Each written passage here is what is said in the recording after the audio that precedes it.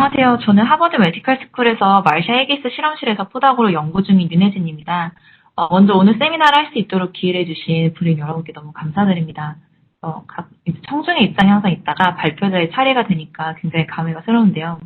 오늘 제가 연구하고 있는 프롤린 수산화 효소에 의한 골격근의 지방 대사 조절 기전에 대한 내용을 재밌게 전달해 드리도록 하겠습니다. 제가 연구하고 있는 말샤 헤기스 실험실에서는 노화 및 노화 관련 질병에서 마이토콘드리아 펑션과 분자 기전 연구를 하고 있습니다. 저희는 셀트린과 같은 메타볼릭 엔자임들이 마이토콘드리아 퓨어 유틸라이제이션, 바이오 에너제닉과 시그널링에 미치는 영향을 생화, 세포 및 마우스 모델 등을 이용하여 접근하고 있습니다. 특히 저는 대사 사물이 대사 질환 치료를 위한 새로운 치료 전략이 될 수 있는지에 대한 연구를 하고 있습니다. 전통적으로 퍼셔널라이즈 메디슨은 질병의 유전적 특성과 바이오 마커들을 사용을 하여 암과 같은 질환의 치료법을 개발합니다. 저의 연구는 대사성 질환에 대한 새로운 치료제로 대사산물, 즉 메타볼라이트와 뉴트리언트가 사용될 수 있다고 제안을 합니다. 메타볼라이트와 뉴트리션은 새로운 바이오 마커로 제시할 수 있으며 새로운 대사 경로와 치료를 위한 새로운 전략이 될 수 있습니다. 메타볼라이트와 뉴트리션을 사용하여 대사 질환을 치료하는 방법은 상대적으로 안정적이고 부작용이 적습니다. 이는 환자의 삶과 건강을 획기적으로 향상시킬 뿐 아니라 의료비 절감과 경제적 이익을 창출하는 등의 파급 효과가 있습니다. 메타볼리즘은 생명을 유지하기 위해 일어나는 모든 화학 반응을 말합니다. 신체에서 셀룰러 스트레스가 발생했을 때 대사에 관여하는 메타볼릭 엔자임들은 이 스트레스 센싱 엔자임에 의해서 엄격하게 조절이 됩니다. 이런 메타볼릭 스트레스를 감지하는 효소 또는 하위 유전자가 기능 이상일 때 세포의 대사 상태가 변화가 됩니다. 따라서 이런 스트레스 센싱 엔자임 또는 타겟 메타볼릭 엔자임이 무엇을 규제하는지 이해하는 것이 중요합니다. 이 메타볼릭 엔자임이 신진 대사 질환에서 어떻게 변화하는지, 그리고 이러한 대사 결정 포인트가 정상적인 생리 및 대사 질환에서 표적 연구가 가능한지 등이 메타볼릭 엔자임 연구의 목표입니다. 특히 저의 연구는 질 대사를 조절하는 스트레스 센싱 엔자임 중 하나인 PHC3에 초점을 맞춰서 진행을 했습니다. PHC는 뉴트리언트 및 스트레스 센서로 기질의 프롤린을 하이드록시화시키는 효소입니다. PHC는 산소 및 알파키토글루타레이트를 사용을 하여 표적 프롤린 장기를 하이드록시화하며 이 과정에서 이산화탄소 및 석스네이트를 생성합니다. 따라서 하이퍽시아, 석스네이트 또는 ROS는 PHC 활성을 억제를 하여 세포의 어댑티브 리스판스를 변화시킵니다. 따라서 PHC는 뉴트리언트 공급 또는 스트레스 변화에 반응하여 세포의 대사를 바꾸게 됩니다. 재미있게도 PHC3는 다른 PHC 패밀리와 조금 다릅니다. 가장 잘 연구된 PHC 서브스트레이트는 저산소 상태를 감지하는 주요 전사인자로 알려진 HIF1알파입니다. 재작년 노벨 생리의학상 토픽이었는데요. 그러나 PHC3는 이 HIF1알파를 타겟으로 할 때 알파키토글루타레이트에 대한 친화력이 약하고 또한 산소 수준에 대한 낮은 민감도로 인해서 이 PHC 패밀리에서 별개의 구성원으로 생각이 됩니다. 또한 PHC3는 최근 연구에 따르면 HIF1알파 또는 PHC1 및 PHC2의 타겟 서브스트레이트들을 하이드록시화시키지 않습니다. 따라서 저희는 이 PHC3가 어떤 분자 표적을 가지는지 조사했습니다. 저희 실험실에서는 PHC3의 이 인터랙텀을 알아보기 위해서 IB 매스펙을 사용했습니다. 이 핵투나이트레이트 세포에서 HA PHC3 또는 네거티브 컨트롤로 HA PHC2를 과발환하고 HA 풀다운을 통해서 PHC3가 PHC2와 다르게 결합한 단백질들을 찾아냈습니다.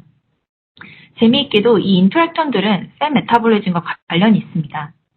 이 인터랙텀을 바인딩 에세이를 통해서 특히 PHC3가 ACC2와 결합하는 것을 확인했습니다. ACC2, 즉 아세틸코에 카복실레이즈는 아세틸코에를 말라닐 코에로 변환하는데 이는 지방 합성의 전구체 및 지방산 산화의 억제제로서 사용이 됩니다.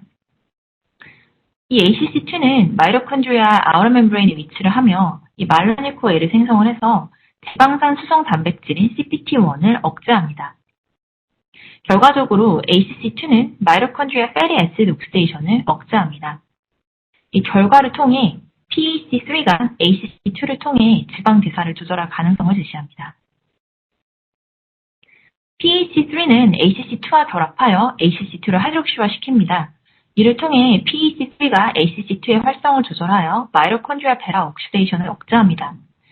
본 슬라이드에서는 보여드리지 않았지만 저희 실험실에서는 이 암에서 PEC3의 생리적 관련성을 몰레큘러들에 게재를 하고 특히 PEC3는 급성 볼술성 백혈병에서 낮은 수준으로 발현이 되기 때문에 양리학적으로 표적화될 수 있는 지방산 산화 및 대사 의존성을 촉진합니다.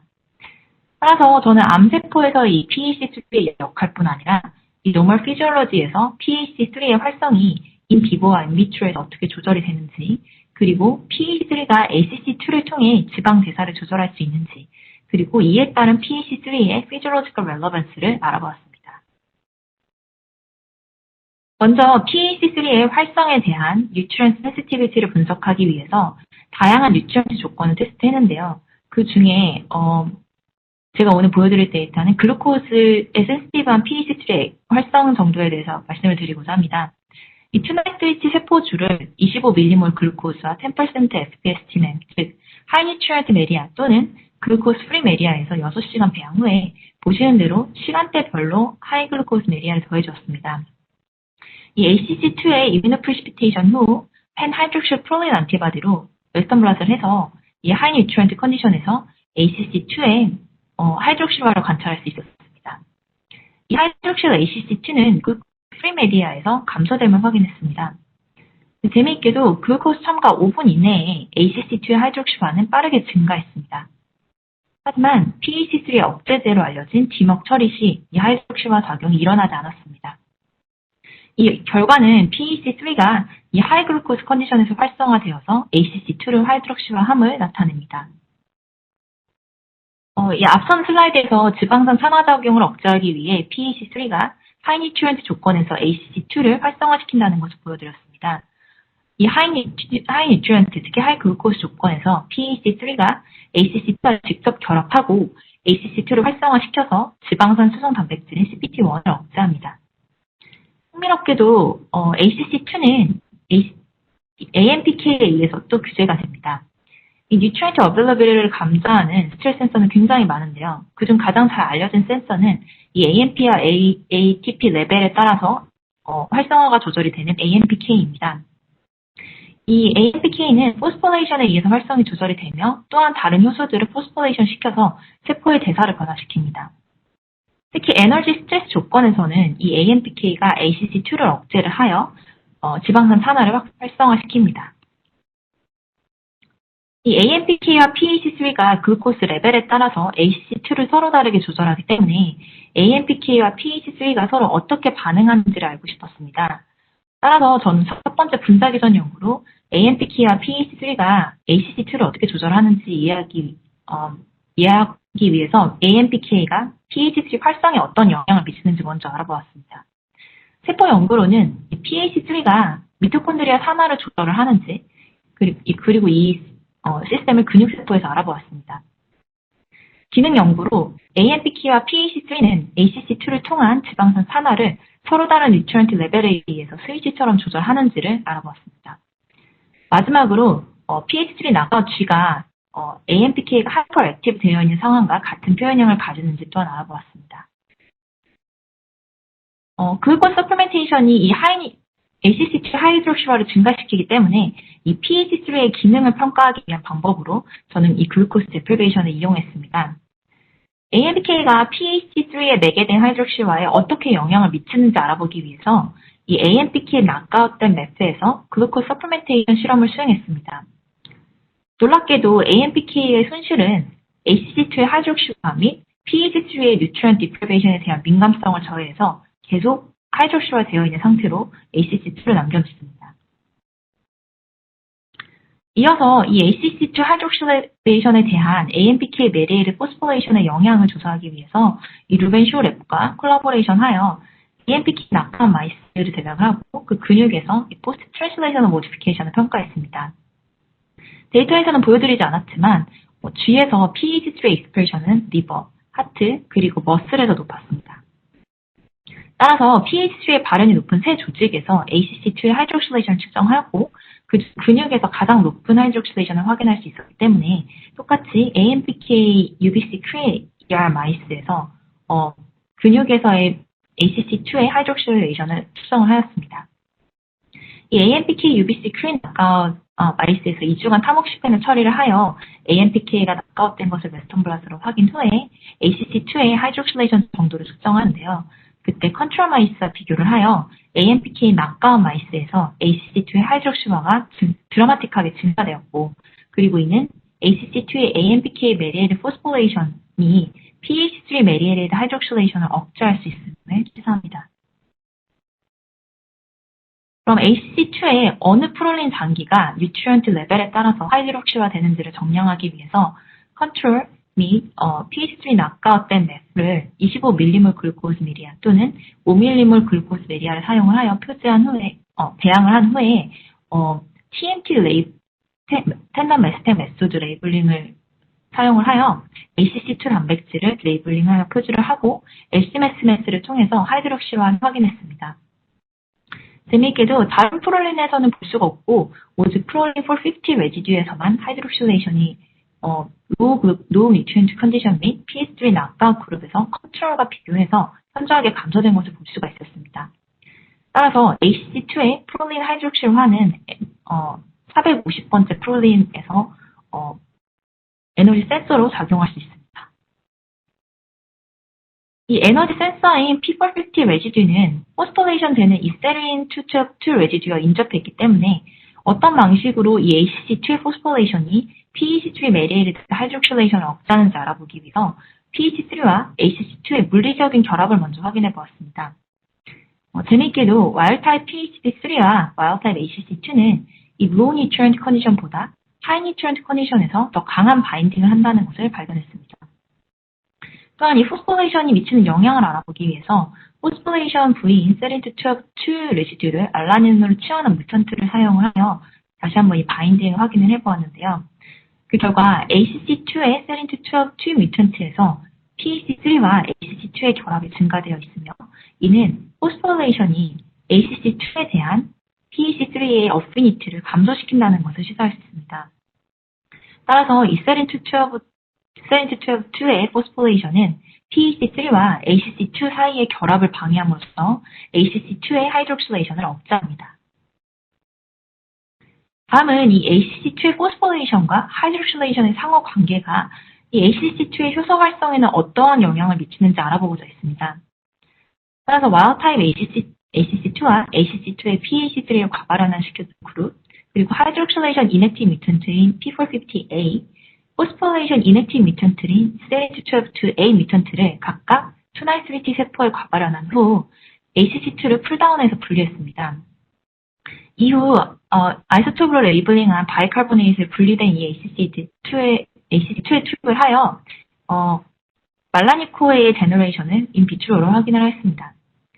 컨트롤에 비해서 PEC3를 함께 발현시킨 그룹에서 ACC2의 활성이 증가되어 있는 것을 알 수 있었습니다. 또한 P450A 뮤턴트에서는 ACC2의 효소 활성이 없습니다.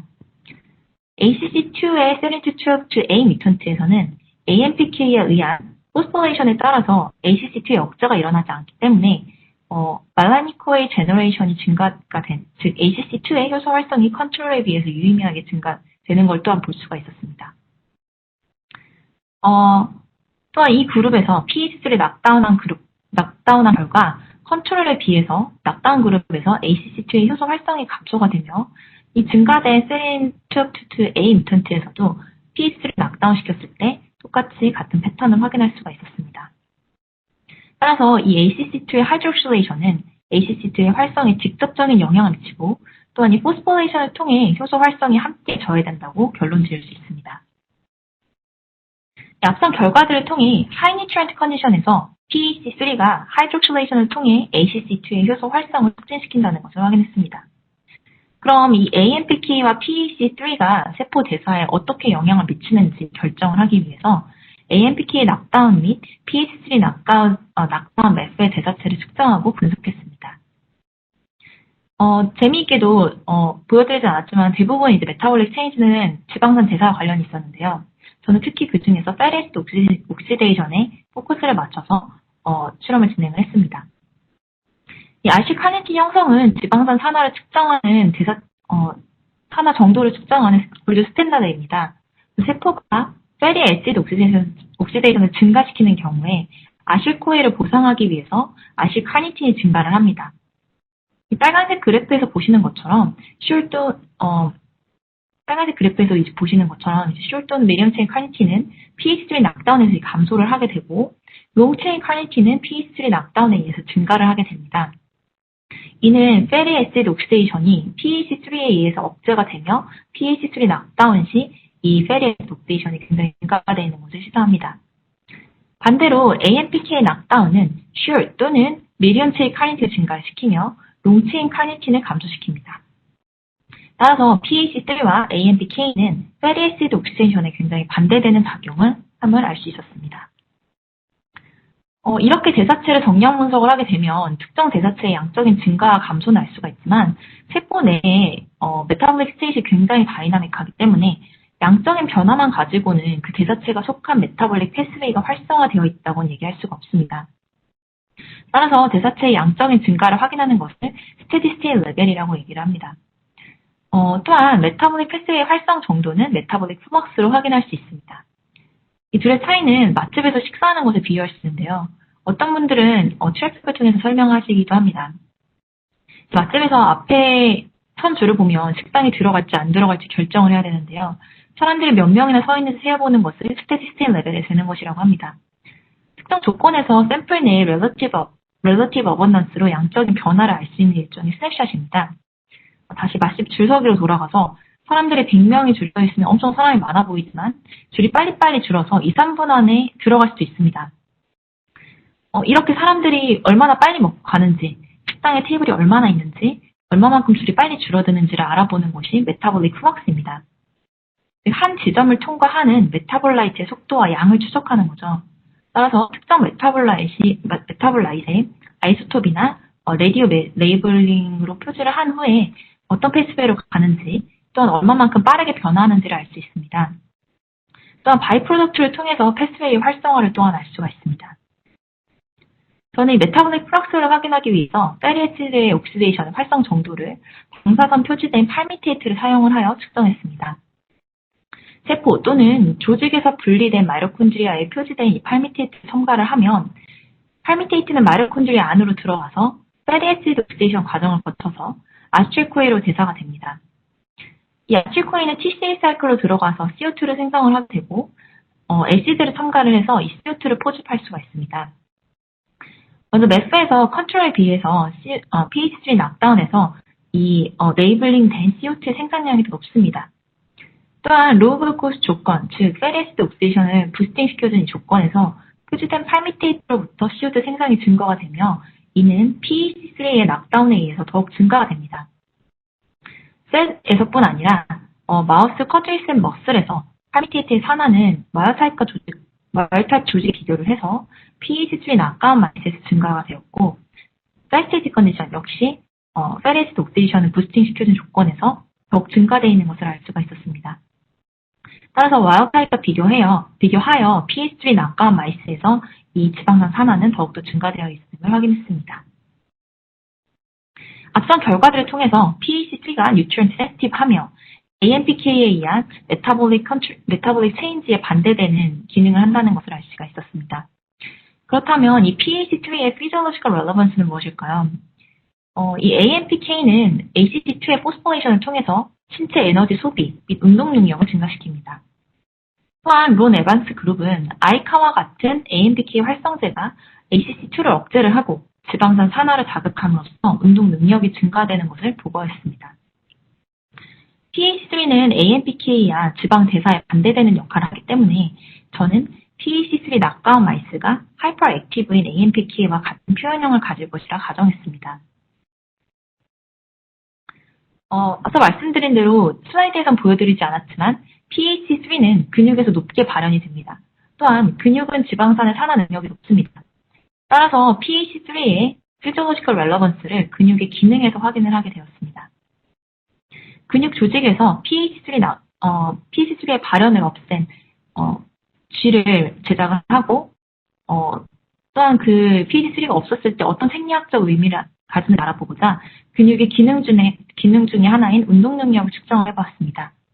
이 PH3는 아까운 마이스의 운동 능력 및 근육의 산화 능력은 트레이드밀과 메타볼릭 케이지를 통해서 메타볼릭 파라미터로 측정을 하였습니다. 이 마요타이과 PH3는 아까운 마이스는 입저스천 될 때까지 운동력을 측정하는 엔듀런스 테스트를 실행을 하고요. PH3는 아까운 마이스는 마요타이 마이스보다 더 먼 거리를 달리며 보여드리진 않았지만 이제 맥시멈 옥시전 컨섬션 또한 증가가 되어 있습니다. 또 더 높은 산소 소비량으로 근육에서 지방 산화가 일어나는지를 알아보기 위해서 마요타이과 PH3는 아까운 마이스의 쿼드리셉 머슬에서 지방 산화 능력을 측정한 결과 지방산 산화가 마요타이과 비교를 하여 PH3는 아까운 마이스에서 증가가 되어 있으며 또 이것이 운동 후에 더 증가된 것을 확인하였습니다. 따라서 PH3는 아까운 마이스는 지방산 산화 촉진 능력에 따라서 운동 능력을 증가시킬 수가 있습니다. 본 연구를 통해서 ACC2의 포스포레이션이 PEC3와 ACC2의 피지컬 바인딩을 조절할 수 있는 새로운 역할을 밝혔습니다. PEC3는 ACC2를 활성화시킴으로써 지방산 대사를 억제합니다. PEC3의 활성은 에너지 스트레스 조건에서 감소를 하는데요. AMPK는 PEC3의 활성을 억제를 하고 PEC3와 ACC2의 결합을 방해를 함으로써 페리 애시드 옥시데이션을 증가시킵니다. 이에 따라서 AMPK 액티베이션 또는 PEC3 낙아웃은 운동 능력을 증가시킵니다. 따라서 AMPK 신호 전달과 반대되는 PEC3 낙아웃, AMPK 신호 전달과 이제 반대가 되는 지방 대사에서의 새로운 뉴트리언트 센싱의 분자 경로를 PEC3를 통해 정의할 수 있으며 AMPK 하이퍼 액티브는 PEC3의 락다운과 같은 상산된 운동 능력을 가지고 있음을 우리가 정의내릴 수 있습니다. 종합하면 이 연구는 메타볼릭 센서를 통해서 미토콘드리아 지방 대사를 리모델링을 하여 지방 대사 질환에 대한 새로운 전략을 제시할 수가 있습니다. 우선 연구로 PEC3가 없는 상황에서 미토콘드리아의 페리 애시드 옥시데이션을 향상시키고 이 피지올로지컬한 옥시데이션을 증가시켰을 때 근육 기능이 변화가 되는지를 알아보고자 합니다. 따라서 근이 영양증 질환에서 PEC3와 지방 이완작용의 역할에 대해서 알아보고자 하며 또한 PEC3와 ACC2 엑시스가 퓨 오버로드인 오베시티 상황에서 페리 애시드 옥시데이션을 통해서 이 오베시티 페노타입을 어떻게 변화시키는지 연구하고 있습니다. 후속 연구를 좀 더 말씀드리고자 하면 PEC3 매개의 프로렌 하이드록시화가 비만에 관련된 병리의 진행을 어떻게 조절하는지를 다룰 것입니다. 이 비만의 특징 중 하나는 골격근에서 비정상적인 지방을 사용하는 것입니다.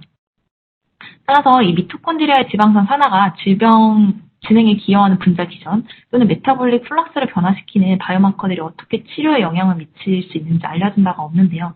저는 이 앞서 말씀드린 PEC3와 ACC2의 엑시스를 통해 근육에서 이 지방산 산화의 새로운 억제 기전을 보고를 했지만 특히 또 근육 생리학 및 근육 생물학에서 PEC3의 생리학적 역할이 아직 밝혀지지가 않았습니다. 따라서 저는 이 PEC3 낙가운 마이스 모델을 사용을 해서 이 PEC3의 손실이 이 하이패 다이어트에서 체중 증가와 당뇨병, 전표현형을 억제하는지를 연구할 것입니다. 이제 후속 연구는 세 가지 주요 질문을 다룰 것인데요. 먼저 프롤린 수산화가 생물학적인 어떤 기능을 가지고 있는가, 그리고 둘째는 지질대사는 근육 생물학에서 이제 어떠한 영향을 미치는가, 그리고 마지막으로 뉴트리션 센싱이 에피제네시스에 어떤 영향을 미쳐서 오베시티를 조절할 수 있는지를 알아보고자 합니다. 특히 프롤린 하이드록시화는 알려진 PTM 중에서 가장 잘 알려진 PTM 중에 하나지만 어떤 단백질이 하이드록시화되고 이것의 기능이 어떻게 달라지고 세포에 미치는 영향이 무엇인지에 대해서는 거의 알려져 있지 않습니다. 따라서 골격근에서 PEC3 매개의 프롤린 수산화의 역할을 확인하려고 하는데요. 이 프롤린 수산화는 특히 바이오마커로서, 특히 오베시티에서의 바이오마커로서 가능성이 있습니다. 따라서 전반적으로 이 연구는 근육 에너지 대사가 뉴트리언트 센싱 시그널링과 비만 진행에 기여하는 분자 메커니즘을 밝혀낼 것입니다. 특히 이제 펑셔널 어노테이션과 리피드 톡시시티 플랫폼을 이용을 해서 페리 애시드의 바이올로지컬 랜드스케이프를 매핑하고자 합니다. 이 골격근에서 어떤 지질종이 독성을 일으키는지 또는 유익한지 이해하기 위해서 이 리피드 톡시시티 플랫폼을 이용을 하려고 하는데요. 골격근 세포에서 이 생물학적으로 관련된 지방산 61개를 기반으로 하는 지시랑 라이브러리를 사용을 해서 하이프스 어세이를 수행할 것입니다. 따라서 세포의 생존 분석을 포함하는 전사체 프로파일링 및 기능 분석을 통해서 리피드 톡시시티 클러스터를 생성할 수가 있습니다. 리피드 톡시시티 플랫폼과 생물학적 접근법을 사용을 해서 후속 연구는 이 지질 대사에 대한 더 나은 이해를 제공을 하고 환자를 위해 개선된 치료법을 제시할 것입니다. 그래서 이 연구는 근육생물학, 그리고 대사질환 및 운동생리학 분야에서 지질 대사의 기여 및 조절을 밝힐 수 있습니다. 이 연구를 마무리하기까지 많은 분들의 도움이 있었습니다. 먼저 멘토인 마샤 헤기스와 실험실 멤버들의 많은 서포트를 해주었습니다. 특히 이 PH3 프로젝트는 대학원생이었던 나탈리 절먼이 많은 참여를 하고 지금은 데이비 사바티니 랩에서 포닥을 하고 있는 제시카 스피넬리가 메타볼로믹스 분석에 많은 도움을 주었습니다. 스티브 기기, 로리 군니어, 루벤 쇼, 그리고 요한 아욱스 및 나탈리 아가와 함께하는 공동 연구로 논문 완성할 수 있었습니다. 지금까지 들어주신 것 감사합니다.